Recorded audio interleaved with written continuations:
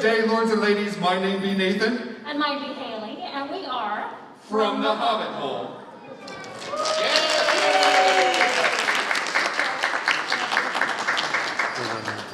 We're really excited to be here today with this incredible group of gentlemen. This is bound to be a great night, so hold on to your steeds as we present Ask a Jouster, Tales from the Tiltyard.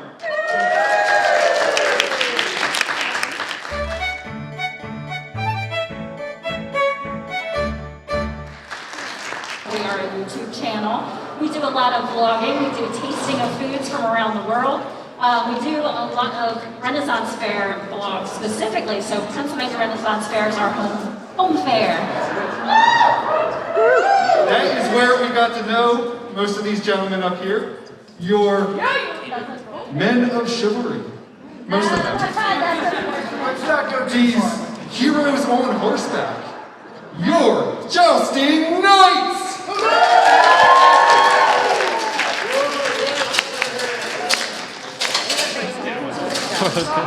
You wanted it loud up here, right, Marcus? I'm hearing the clinking already. Yep. We're good. Okay, we're going to go down the table and let you all introduce your name, your knight's name, and how long you have been jousting. So we'll start with you. Excellent. I am Shores Hamilton. Most of you probably know me as George Hamilton instead, but we've decided to use my Gallic name today. I have played Sir James for most of my jousting career, and I have jousted since about 17 was my first year jousting. Hello, my name is Markus Harris. Okay. I play Sir Marcus, the Black Duke of Spencer, or Sir Marcus, the Black Dragon of Spencer, or the Duke of Lancaster, or the Duke of Puke, or... The Duke of Puke. I go by a lot of names. I have been jousting... I'm sorry? She wants you to burn down another orphanage. Burn down an orphanage. We have had to save so many children from the orphanage of Antioch that they actually condemned it. I would never do anything that evil, as far as you know. I've been jousting since 1988. Whoa! So yeah, to put that in How long after the perspective, vote? I did my first joust when Ronald Reagan was president. To put that in perspective, Haley was born in 1988. I was born in 1989. So he's been jousting our lives. Where did you dig up this old fossil? Oh, my turn. I'm Robert Eberhard. I joust under Sir Ulrich von Griesberg of Swabia, Herzog von Württemberg, Gutsherr of the Schwarzenwald, and Hauptmann of the Green Legion. It's a long name, I'm really important. I've been jousting for a number of decades. So you do not want to date yourself like Sir Marcus did. My name's John Williams, and I first started jousting under Sir Suleiman, then I switched to Sir Henry, then Sir Henry Lee. There's a lot of names. All said and done, probably about 6-7 years jousting, if you put them all together. I did a lot of different stuff. I used to wrestle with leopards and stuff. So. Nice. A lot of stuff. Can't follow wrestling with leopards. You chose your seat. Yeah. I'm Dave McCormack. I joust as Sir Balin, the commander of the armies of Welcome, also known as the Queen's Champion, just some of the time. Until Sir James. Forget it. Well, until Sir James had that title this time. I never gave myself that title. That was foisted upon me. It always is. I've been jousting since 2012, so 11 years. Off and on 11 years. So it occurs to us that maybe some of you are not familiar with exactly what it is we do. So we've prepared a little video for you to watch to give you kind of an idea of what jousters are, bring horses the kind of work that we do, and to answer a few of your questions. By all my honor, I do swear. By all my honor, I do swear that I shall defend the weak and oppressed, no matter what road I travel. My right is sworn to honor! By my honor, I do swear that I shall maintain my skill of arms and pass my skill on to others. We do! By all my honor, I do swear that I shall maintain the honor and the duties and be a faithful knight until the gentle caress of death releases me from my oath.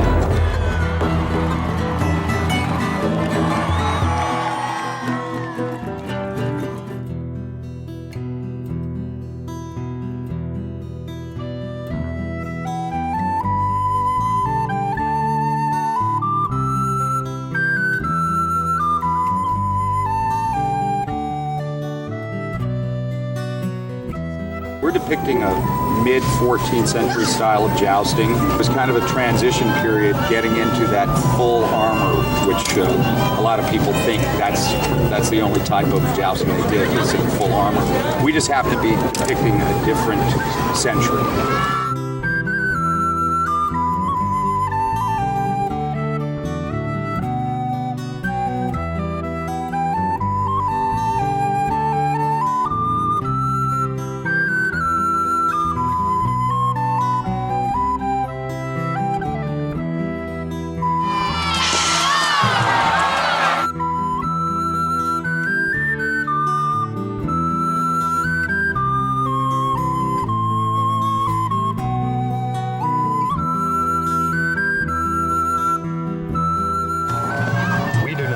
Joust because we really don't want to really hurt each other. Theatrical jousting is what we do, it's what I want to do. I have no desire to do competitive, really knock you off the horse jousting at all.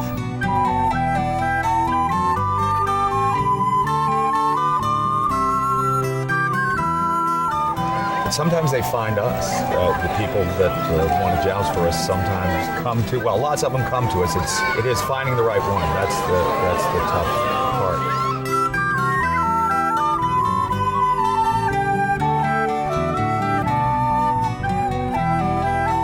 We really do hit each other on the shield pretty hard.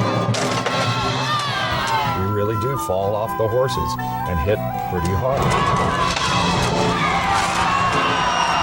So we don't need to push it anymore to really try to hit each other in the head or something. So no, I don't really want to really joust. I think it's outlawed, but well, to the death anyway.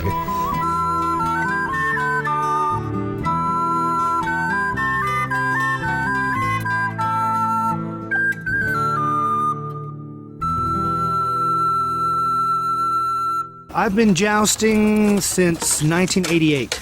I took up jousting because I was at a crossroads in my life where I was looking for some kind of a path, some sort of a career at a time when I was sick of college. I was looking at joining the military. I was looking at something, anything to give me direction in my life. I stumbled upon jousting. I'd always been a medieval enthusiast. It was a natural progression. It sort of swallowed me up. And my parents like to say that I ran off to join the circus. It is a definitely good way to pick up chicks. Are you here today to see a joust? Yeah.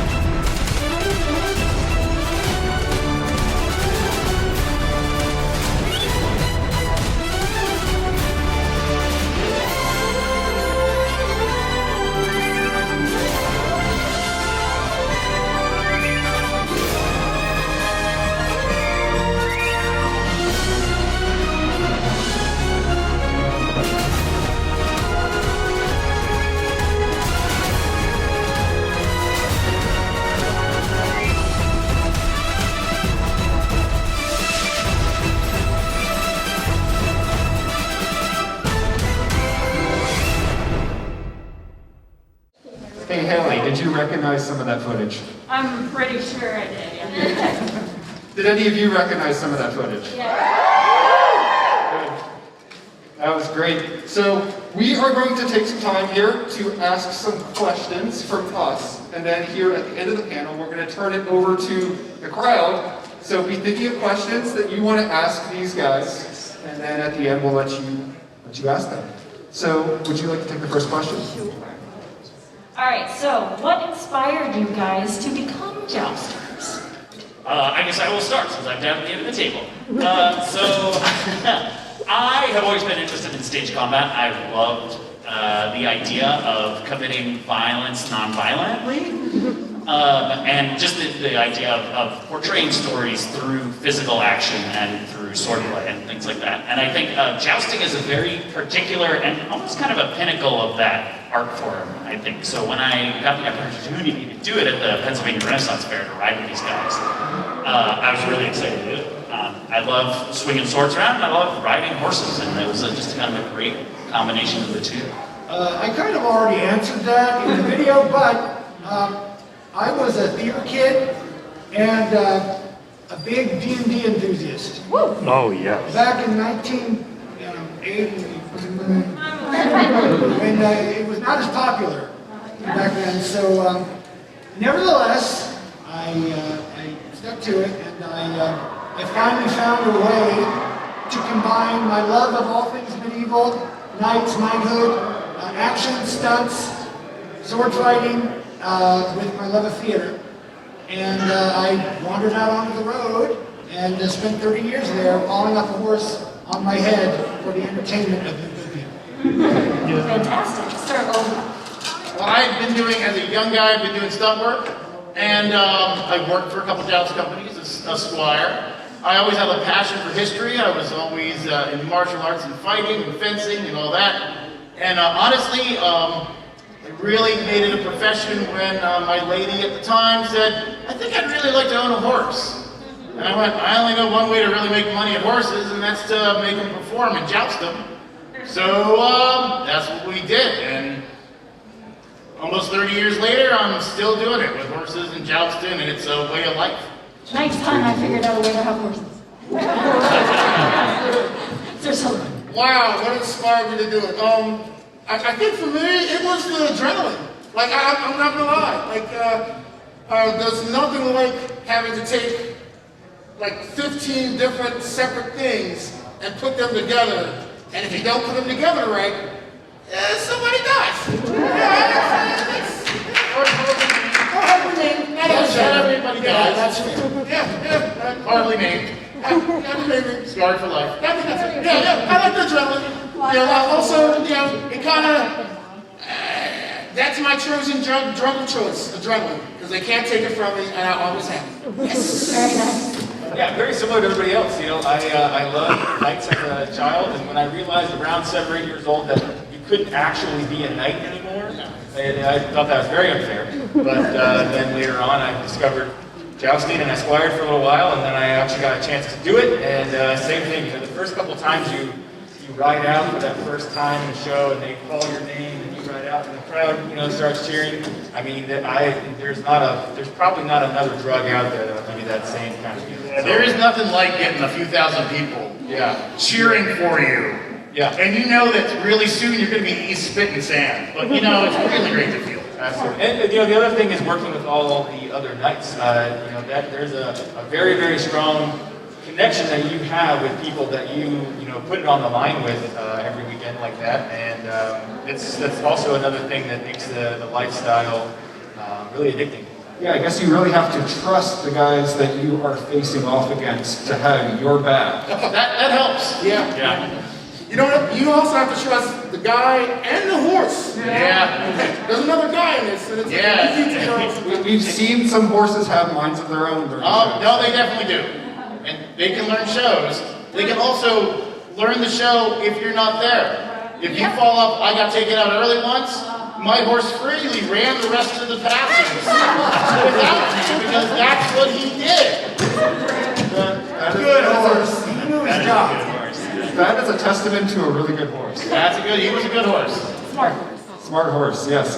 Moving on to the next question, which a few of you have kind of answered this. Did you start as a squire, or have you ever squired? And is that how you got into this, or did you just get thrown right up onto horseback? So I was a squire very briefly. I only squired at the New Jersey Renaissance Faire for 3 weekends, and I didn't originally intend to do that. I was on the volunteer cast at the New Jersey Renaissance Faire when Richard Alvarez stood up in front of us and said, hey, who wants to squire? And I said, there was a bunch of us that were like, oh, I'll do it. And he said, okay, what side of the horse do you get on? And I said, the left. And he said, you're in. So I squired for 3 weekends, and then after that, I was on the professional cast at the Pennsylvania Fair when I started riding. With Noble Cause Productions, and then I went and did a little show called Lady of the Lakes down in Tavares, Florida. And the first time I got on the horse was riding against somebody that I had never met before, and I had not had a chance to practice jousting at all before we went into that show. So it was a very exciting, adrenaline-fueled time for me. So yeah, I was a squire very, very briefly, but it wasn't really how I got into it. I was recruited by Richard Alvarez in 1987 to Scarborough Fair. My girlfriend was working there selling pretzels, and she was like, hey, why don't you come out, we'll hang out, you know, it'll be a good time. So I was sort of hanging out at the fair, and Richard spotted me, and we had some mutual friends, and he asked if I wanted to go on the road and joust, and I said, I've seen the joust around here, it's not that great. And he goes, no, we do a different kind of joust. And so he showed me what they were doing in the theatrical jousting, so much faster, so much more interesting.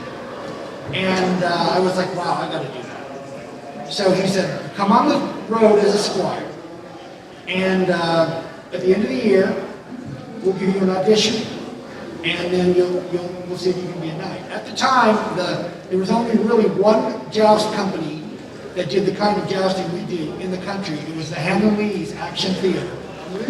Yeah, and there were only 6 spots, and they were full. So, you know, they were trying to expand the company, but it was hard to get in. But I went on the road. I did an entire year on the road. No pay. They fed me. Traveled all over the country, learned everything you could learn about a horse, armor, weapons, and they slowly trained me. At the end of the year, I auditioned. I went in the show. I did not joust, but I rode in the show as a second. And they said, okay, if you want to come back next year, we'll see about finding a saddle for you. I came back the next year, in 1988. I squired for 4 more weeks, and then they sent me to Michigan Renaissance Faire in Holly, Michigan. And that summer I did my first joust. And I have been jousting ever since. God help me.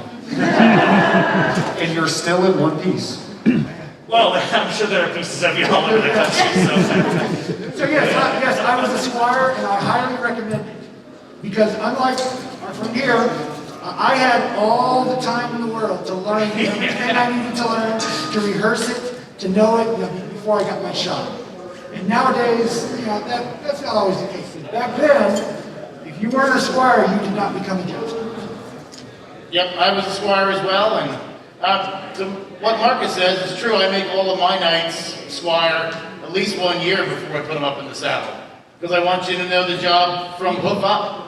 You got to know hooves and horses and saddles, how the armor works. You got to be good with the people. You got to be good with the horses. I mean, there's a lot involved. And unless you see the ground floor of the business and what it is, I think everybody should squire. Everybody should, especially if you want to be a knight.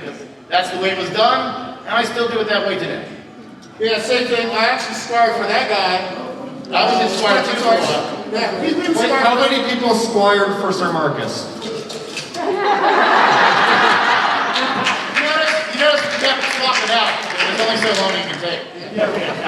But it's important having a good knight like Sir Markus to lead you into the fray and teach you how to lead. It can't be said enough. In order to lead properly, you got to know how to serve first. That's a knightly thing. And I consider myself a pretty good knight when I was jousting, but I was an awesome squire. Make no mistake about that. I still squire today. John was the best ever. Yeah, he really was. He really was. I can think of only one other squire that comes close to you. Patrick. Oh, yeah. Okay, I'll give it Patrick. I'll give you Patrick, yeah. No, but it's, scoring is you have to do it. You have to do it. You have to do it. Yeah, I'm signed up to be a squire for the next 30 years for all the jousting that I'm already doing. Do you feel picked on, Sir James? No, I actually feel like I maybe got a little bit of special treatment for jumping in as a jouster and not really having to aspire much. Yeah, I also aspired for a while, and same thing, you know, I found it extremely valuable. You get to learn the show really well, so then when you do get thrown in, you know, with no time to prepare, you're not quite as lost, and then, you know when things go wrong, so that's helpful. And you know, squiring's not a once and done. I still squire for my knights. If I have 2 knights jousting and I'm not jousting, I'm on the ground and I'm squiring. It's nice when you're the boss to go, do this, and not ask them. So you take the lance, go. No, don't stare at me, take the lance, put your foot in the iron. All right, but I still squire. It's still great to do. It's not a step down, it's just a step forward. Yeah, squires are really the unsung heroes of jousting. We could not do the job without them. When I'm on the horse, my sword's way down there. Way up there. Well, thank you. The next question we have is, how many fairs have you jousted at? How many fairs have I jousted at? Pennsylvania, Lady of the Lakes, Scarborough, Brevard, Colorado, and I think that might be it. That's it, just a few. Just a few. Yeah. That's a good. Pretty much that one circuit, yeah. Okay. Yeah. Okay, I'm gonna try. King Richard's Fair, Kenosha. King Richard's Fair, Carver, Massachusetts. The Michigan Renaissance Fair. The Bristol Renaissance Fair. Colorado, Arizona, Pittsburgh, Excalibur Fantasy Fair, Kansas City. Do you want to just list the ones you haven't done? It's probably shorter. Because I'm running out of figures. I've done quite a few, but also I did Colorado for 12 years, so 12 consecutive years. So when I said I did a fair, Pennsylvania, I did it the first time in '92, and the last time I jousted it was 2021. So yeah, it spread over about 30 years. Well, let's add an extra question to this. So we're going to go back to Sir James. Which was your favorite then?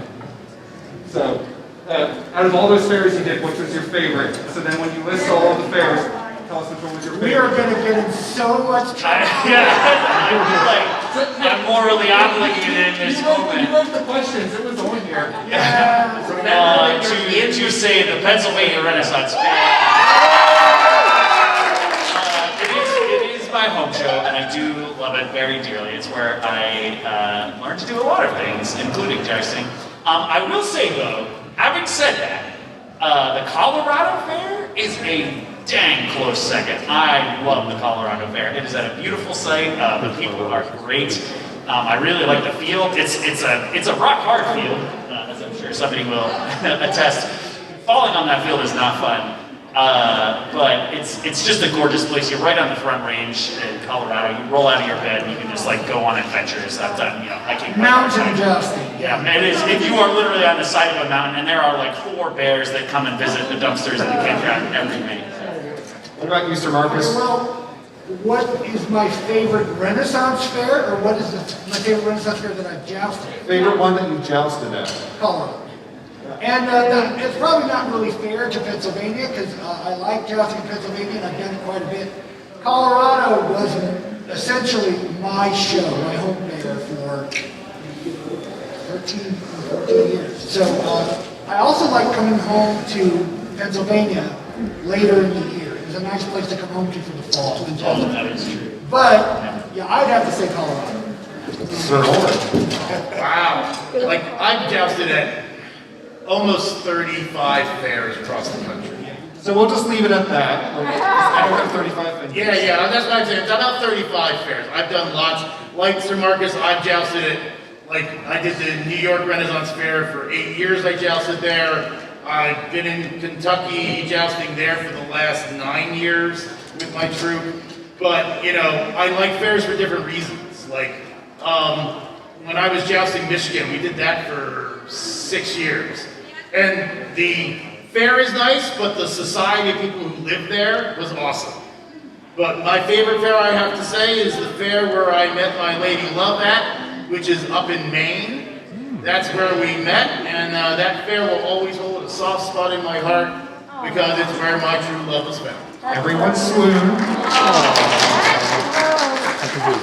I'll keep it short. I'm gonna have to say Pennsylvania because that was my first, and you never forget my first. It's hard for me to say because I'm actually one of the owners of the New Jersey Renaissance Festival. So to say Pennsylvania, it's bad. We won't tell your coworkers. Don't tell my partners. So I've done 5 fairs, but most of my jousting has happened at the Pennsylvania Fair. That's definitely my favorite as well. Although I will say that each fair is sort of a unique thing to itself. So if you get the chance, go check out some other Renaissance fairs. It's so cool to go and see. Like if you're a Pennsylvania fair goer and you go to somewhere else, you go to Scarborough, Texas, or something like that, you're going to get a different experience. That's what's so much fun about Renaissance fairs. Is they're different every one you go to, and there's something new and charming about each one. So. Also, if you live in this part of the country, you are literally surrounded by really good Renaissance fairs. It's like a couple hours drive, and you can go to like 6 or 7 excellent quality shows. Some of the biggest ones. Yeah, if you're into Renaissance fairs, Central Pennsylvania is a good place to live. So, and they're not all the same. Each one has its own je ne sais quoi.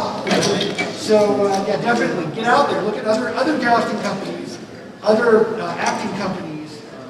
Eat different turkey legs. The turkey legs are all the same everywhere you go.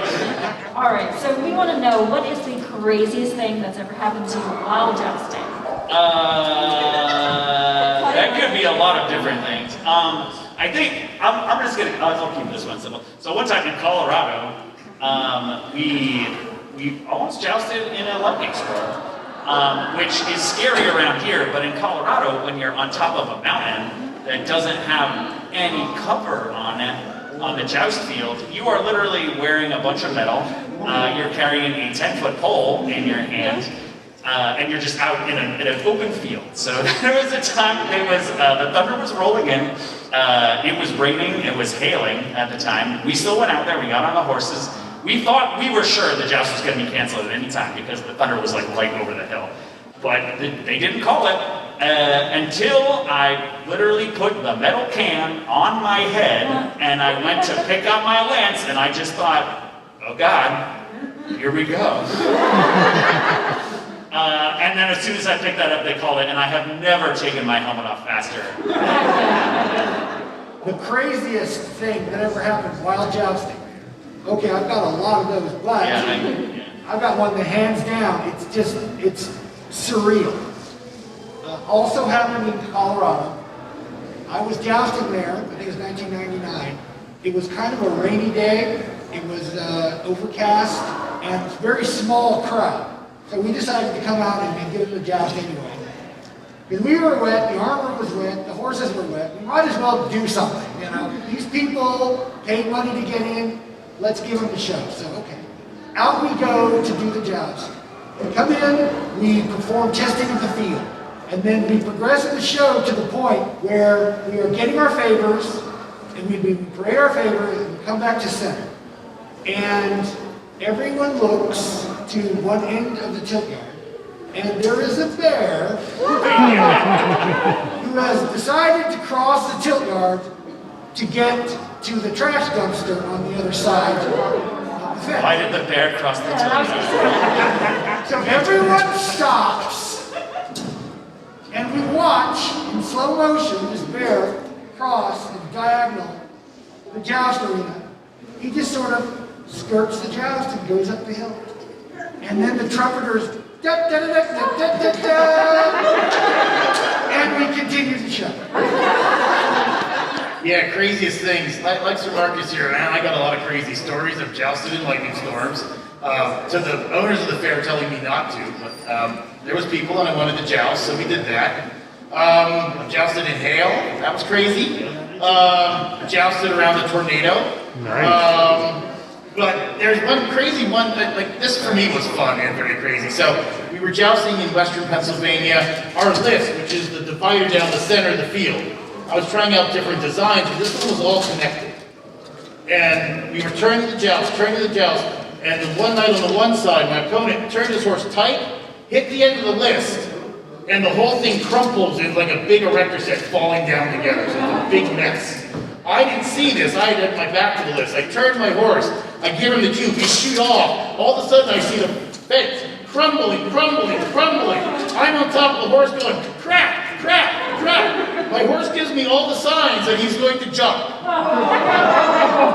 But he doesn't. He stops dead at the end of the list of this crumple. I go flying over his head into the middle of this erector set of wood I've just landed in. I can't get up with my lances. I'm fine.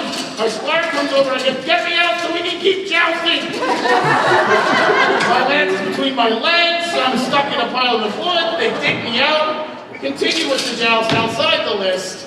That to me was crazy and fun. There you go. Wow, craziest. It has to start with a crazy horse named Loki. Never named a horse Loki, by the way. It was a new horse. I had just reached the level of equestrianship, I'll say, horseback riding capability, to be given the crazy horse. That's a level of respect and stupidity at the same time. So my horse returned into the lane. My horse starts to freak out. We've all been to Pennsylvania, right? You know, they have the steps in the front that go up to the joust, right? My horse freaks out and bolts. It's going straight toward the steps. I'm gathering up right rein and two little fingers. Please, please, please, please, please, don't die, don't die, don't die. The horse's head starts this way. It ends up looking almost back at me. It's still running towards the pit. And I'm not super religious, but that's when I found Jesus. The only thing left to do was to let go of the reins and hope that the horse will make the right choice. Jesus, take the reins. And the horse's head came back around. It literally looked at the steps, said no, jumped 45-degree angle to the right. My opponent, or my partner, was still coming in this other direction. Gave a solid hit. Woohoo! Right? And I fell off, and the rest of the joust was normal. But yeah, that happened crazy.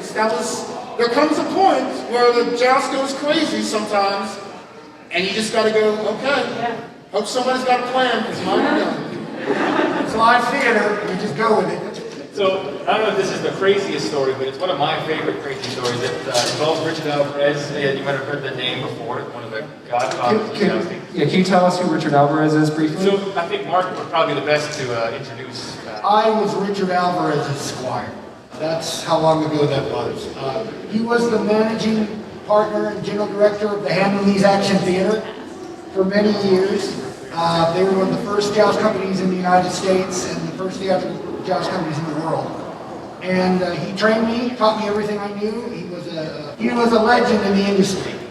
And unfortunately, we just lost him in 2020. So yeah, it's a terrible loss. That's who Richard was. So Richard was the voice of God. Oh yeah, to many a joust. He was definitely a legend, and when I met him, he had already retired 3 or 4 times. Yeah. Yeah, that happens to jousters. Yeah.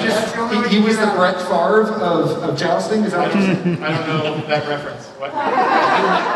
Tom Brady. What? I don't know. Anyway, so Richard Alvarez is there. It's my first season jousting, and he's in his 60s at the time, but we always talked about how he was held together with duct tape and legend. He was just a force to be reckoned with. So I was training, and I was just about to do my first saddle fall. So in different joust companies, they handle things differently. In the company that I was working for, the joust was choreographed. So if I was supposed to get knocked off the horse and fall off, it was on me to get knocked and fall off the horse. And I was afraid to do it. It was the first time I had ever done it. I was pretty scared. So Richard knew that I was afraid to do it. So from my perspective, I get ready to do the joust with Richard. We do our passes. It comes time for me to fall off the horse. And as I'm coming, I'm looking at Richard, and something about him is different. He is carrying himself differently. He hits me and drives that lance into my shield and actually knocks me off the horse. Because he wasn't sure if I had the stones to actually fall off. So later on, I go back and I go, Richard, did you actually mean to knock me off that horse? And he goes, no. Turns right around to the other gentleman that we were jousting with. He goes, oh yeah. That was the perfect story to lead into my next question. Oh, perfect. Do you guys really fall off those horses? Yes. We do really fall off those horses. Sometimes we even do it on purpose. Can you elaborate on that a little bit? I don't want to give away too much of the secret, but can you tell us maybe, like you said, each joust company does it a little bit differently. Is there a way to do it safely? There's a way to do it safer. Like you have to watch out coming out of the saddle. The typical way to do a stunt fall like that is to roll out of the back of the saddle off the back side of the horse. It also happens to be your weakest angle. If you think of a person like a box, the 45-degree angle off your butt is the weakest angle you have in the saddle. So it's the easiest to get knocked off. Or fall off and do a safety fall, as they're called if you're taking riding lessons. But you got the dangers are, coming off the horse is fine, it's the landing that'll always get you. The sand we jousted is generally fairly deep, so ripped up knees, ripped up ankles are pretty commonplace. And yeah, the first couple times you do it, I mean, you gotta take a breath, let it out, and just hope for the best. And off you go. It is less terrifying as you get knocked out of the saddle, because you don't know what's about to happen until you hit the ground and all the air gets expelled from you. Which is more historically accurate then. We get asked that question all the time. And when people ask us that question, do you really fall off those horses? Well, they just saw the show. What they're really asking is, do you really knock each other off those horses? And for the most part, in theatrical jousting, we do not. It's choreographed because it's safer that way, and in competitive jousting, which actually exists, or in shows where the jousters are actually trying to knock each other out, you know, they're trying to stay in the saddle. Those can be very boring shows, because if two jousters sit in the saddle and keep passing and hitting each other and no one can knock each other out, well, then that's the end of the show, ladies and gentlemen. In order to further the plot of the story and the show we've written, we've decided that it's important for one of the jousters to be vanquished, knocked off, removed from the saddle so that we can continue to another part of the show.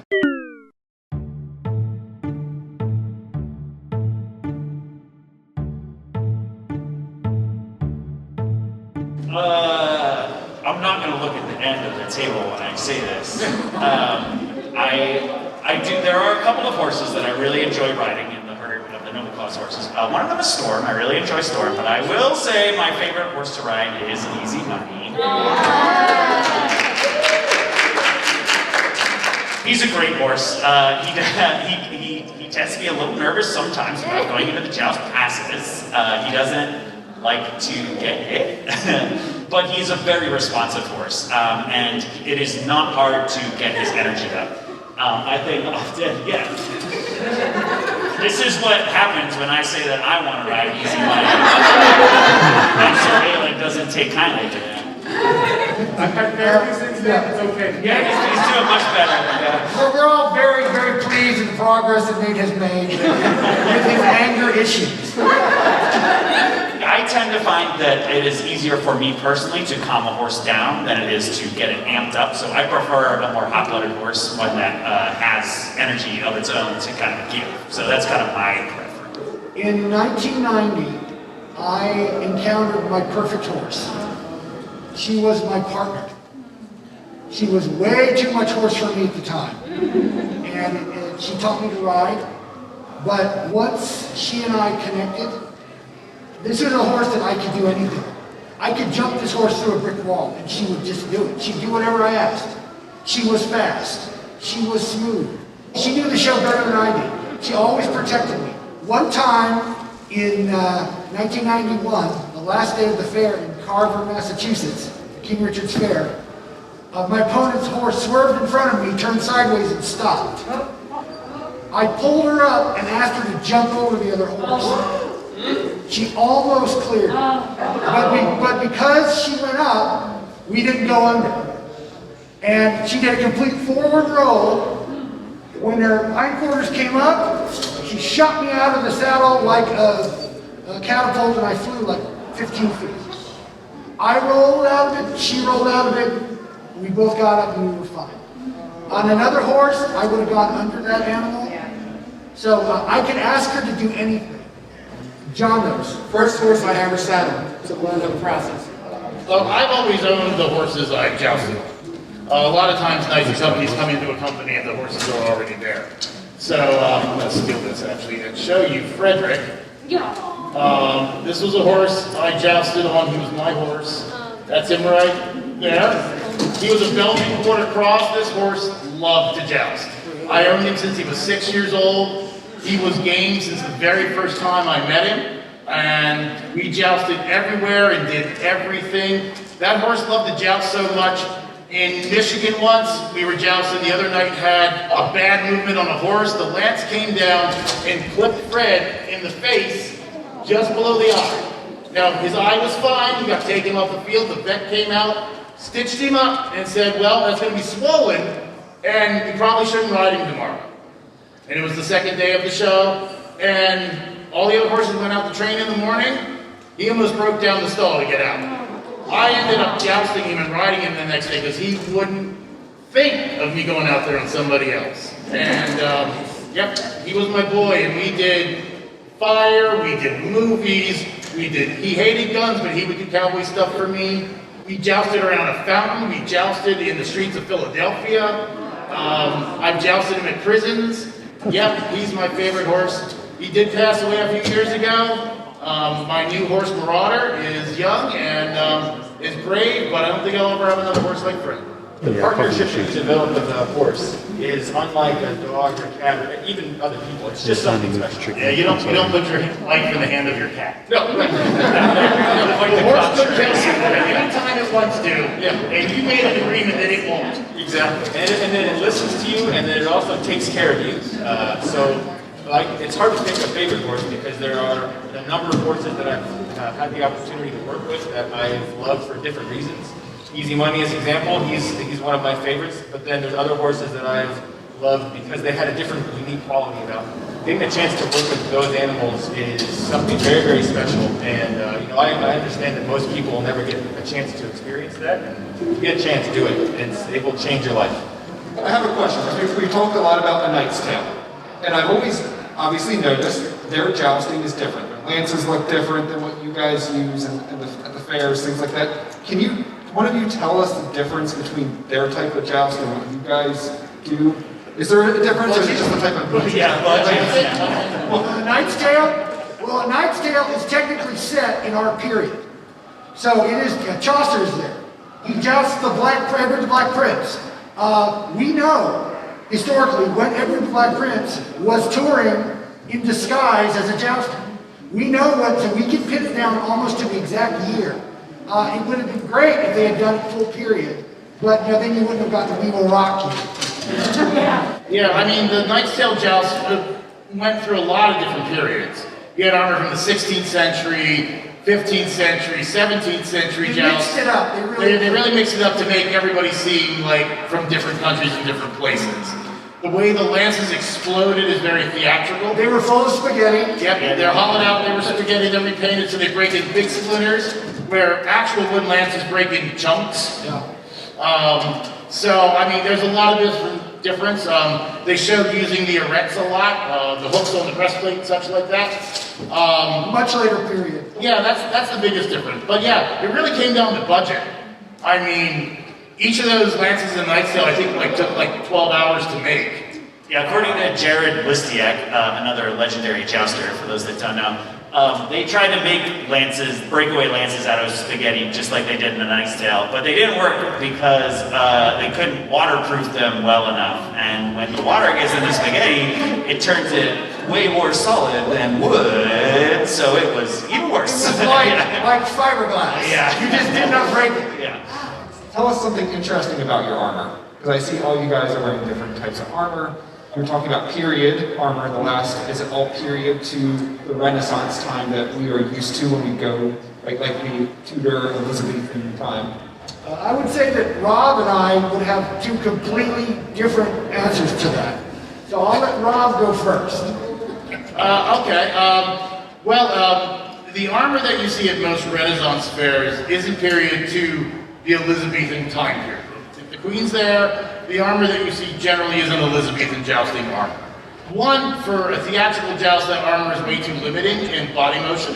So the saddle falls and what you can do with it is vastly different. Historically jousting, if you're jousting in Elizabethan armor, you really can't come out of the saddle. The saddles were built in a way that kept you locked in with the horse the whole time. They're also harder to get in and out of. And in a joust show, when you're watching a joust at a fair, a lot of things happen that don't take place in an actual historical joust. You go from being in the saddle to easily fighting on ground without any of your armor pieces being taken off by survivors. So for the Elizabethan age, no, what you see is an Elizabethan armor. Also, in the Elizabethan era, no one jousted to the death, ever. Yeah, I mean, So not in tournaments and things like that. If you want to joust to the death at the Renaissance Fair, you kind of need to look to different periods and different styles than what you would see in an Elizabethan menage or a carousel. Yeah, didn't Elizabeth outlaw jousting? No, she never outlawed jousting, but there were certain days, Accession Day tilts. There were certain feast days where there was jousting. Edward III outlawed it for a while. That's why everybody went to France to joust. Anyone else? Well, my armor is a late 15th century armor. I have the erect placement here for the erect for when I joust with heavy lances. The chainmail accents, the sallet on my head, which down with my buff, makes it a very late 15th century armor that I use. And that's generally what I jousted now. The other gentlemen here have different periods of armor from an earlier age, generally. Once again, the more armor you have, the more limited you are in your body motion. And it also comes down to budget. An armor made for your body is expensive, to the point of ruining marriages. New car this year, honey? No, or a new car or armor. Yeah, that's the choice you make. So that is like the biggest difference between what I'm wearing and what the other gentlemen here are wearing. What I'm wearing is basically a fantasy kit, but it is based on a 1350 to 1375 transitional plate armor. This is the period when you still had chainmail, but you had plates over it. And I'm not wearing full legs and full arms because I didn't think I was going to probably encounter anyone in the room that I would have to fight to the death with. Tonight is still young. But yeah, so things are kept. I mean, titanium, yeah, you're going to spend a lot more money for that. Stainless, spend a lot more money on hardware work. What about leather? Leather armor? Sure. It works. Rob and I were doing a show for kids once, a little kids demo, and we forgot one set of breastplates. He had his breastplate. Oh, that's right. Yeah. So we took a couple leather belts and wrapped like 4 leather belts around my torso, and we started whacking at each other. We're like, hey, these leather belts are working. So, I mean, one thing that's kind of historical, actually, with modern jousting, is if you want to be a modern jouster professionally for any length of time, just like back in the medieval times, you had to buy your own kit. Yep. You had to get your own kit because you can only use company sets for so long because they get beat up and people. And they never fit. They never fit right. Yeah. So you want to get your own kit. You know, if you get your own kit and get it rigged out properly for yourself, you know, you can do a darn cartwheel on this stuff. Yeah, I've been wearing this today for what, 3 hours now? Yeah. 3 hours, but I'll wear it for a whole fair day. Sure. But you know, I fight in this every single week. Every single week I'm teaching and fighting in this. It's heavy, but it's made for me, so it makes it easy. Thank you. I had a question about your characters and your personas. I'm always fascinated by the details. So, like, what made you choose your details, whether it's like color or backstory or name? Great question. I think it's a little different for everyone. For me, I do love blue and white. I was not the original one that chose that, although I was happy that I kind of got it. I started riding in blue and white because it was the colors of the Scottish flag, and I was the Scottish knight. I lived in Scotland for 7 years. I studied Gaelic and Celtic civilization at the University of Glasgow, and Salmarostig, and then the University of Strathclyde, also in Glasgow. So I kind of like Scotland a little bit. Ha Gaelic adam ha usagiri misha gra cal sindini ans the Gaelic or in Gonsa. Quit it! Stop that crap right now! So my name is George Hamilton, George Hamilton. So my character is just very important to me. So my character is Sir James Hamilton, the Earl of Arran, Lord of the Isles, and he is roughly based on historical characters. So there have been many James Hamiltons, Earl of Arran, because people back in the day in Scotland were not very creative when it came to naming their children. And the two main historical figures that my character is based on were both named James Hamilton. They shared a father, they were half-brothers, because James Hamilton, the Earl of Arran Sr., had a bastard child, named him James, and then had a legitimate child and said, nah, the bastard child doesn't matter anymore, so I'm going to name this one James also. So they're two very different characters. The bastard, as you may expect, was a little bit more of a troublemaker, and the legitimate one was a little bit more boring, but much more upstanding. So I've kind of like melded them together, and depending on whether I'm playing a good guy or a bad guy, usually I end up playing the good guy, but I do love playing the bad guy. Yeah, can you guys add that? Do you only play the good guy or the bad guy? Yeah, normally I get cast as a good guy, but when I get to play a bad guy, oh boy, all the stops are out, and I get to have some real fun. Because there's a lot of stuff that gets pent up. I'm sure Bale will back me up on this. When you have to play the good guy all the time, there's a lot of stuff you want to say, but you cannot. So it kind of comes out when you get to play the bad guy. So yeah, that's pretty much my character. And a lot of my heraldry is my personal kind of takes on that, and the historical Hamilton heraldry. I have the exact opposite. When I started jousting back in the 80s, the company that I worked for, you were assigned your colors because we only had so many costing. And your night name had to be a variation on your real name. It helps. Yeah. My middle name is Spencer. So I became Sir Markus of Spencer. And originally, the colors the first thing I ever wrote in was black and red. And then over the years, I wrote in different colors like 3 other times. Ultimately, I just inherited the black and red. And as far as my character goes, my character is a complete fantasy.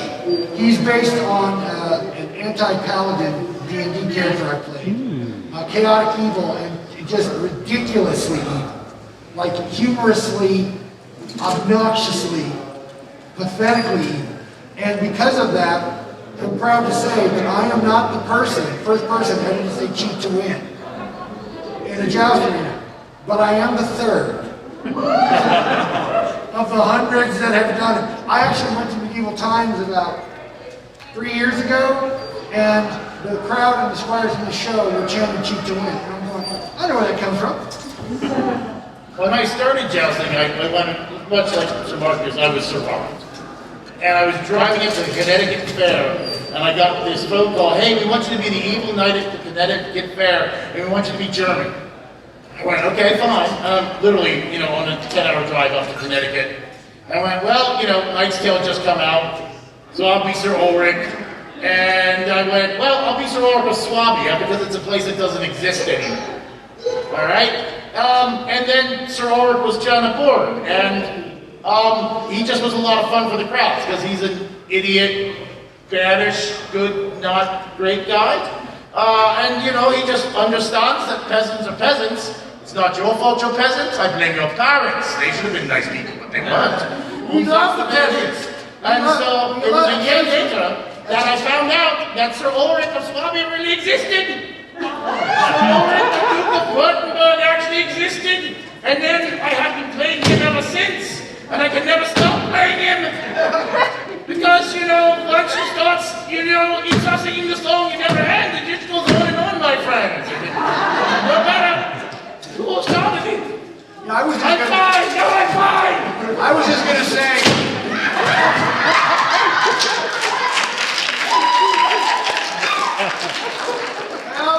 I'm not fine. A joust isn't a joust until somebody breaks something. I was just going to say, we love the peasants. We even love to see them eat occasionally. I love the peasant women. It's so good for morale. Of course, we will be by to burn your peasant huts to the ground this week. There's no reason for it. It's just our policy. Alrighty then. Why, you want to say something? Cinnamon, I went a totally different direction. Why such an ethnic character? Well, because I'm the ethnic guy. There was a time where I was the other black jousting. There was a time where you were that one black guy at the fair. Yeah, I was that guy. But I had a cousin named Suleiman. I thought it was a great name.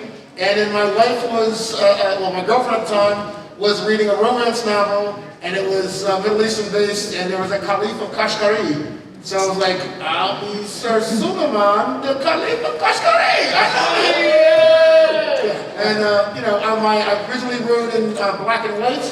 My sigil was an eagle because I'm an Eagle Scout, like literally, 1988. You know that? And I usually play good guys because You're too pretty to play, man. I am. I can't help it. Because I had these guys a good time like most of the time. So that's it. And now I just hire jousters. Yeah, you do. I don't have an awesome story either. I'm kind of the hand-me-down knight. I've had a lot of things. But you're still important. Well, thanks. Tell us your name. You're still one of our favorites. Yeah. Tell us all of your names. That made it. So Tristan, just those two, right? You were the hound. Yeah, well, yes, that was the hound. The Mohawk Marauder. Huh? The Mohawk Marauder. Mohawk Marauder, yeah, there was that time. Yeah. We don't talk about that anymore. I've had hair, do you remember? Yeah. But so my colors actually come from, colors are blue and red because I don't know if anybody has heard of an old French comic book called Prince Valiant. It was turned into a cartoon series many, many years ago, and I grew up watching that cartoon series when I was 4 or 5 years old. And that's where the love of knights began. So when I finally got to choose my own colors, I said there's no other better combination than red and blue. So my actual name is William. My real name is William, but there just happened to be another person jousting at the time who already had that name, so I had to find it. So where did Balin come from? There's a couple of different historical references. There's Balin from King of Penn. He was a real person, but there's also Sir Balin of the Two Swords, who was in the Arthurian myths. So I took that one, and I thought that's a pretty good name, Sir Balin. And the twins, Balin and Balin. That's right, Balin and Balin. From King Arthur. He actually wanted to be called Sir Balin. Well, at least you're not a dwarf. Yeah, no. What? What's wrong with being a dwarf? Nothing, you're cute. And nothing. That is my final time. Hey, we want to thank all of you for coming out and sitting through this 2-hour panel. We want to thank these knights for making the journey from where they have come. Our pleasure. I came from far and wide. And we want to say, until next time, so long, Farewell. Namarie. Thank all of you for coming. We hope to see you out there at the Renaissance Fair. Come watch us fall off horses on our heads for your entertainment. We make dumb choices so you don't have to.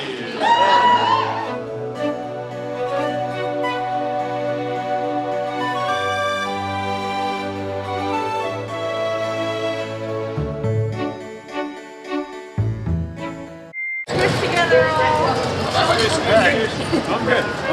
Wedding pose, number 7. Wedding pose number 7. Ready, 1. One more. 1, 2, 3. Nice. Yeah. All right. Glad we did a serious one. Yes. We did a serious one?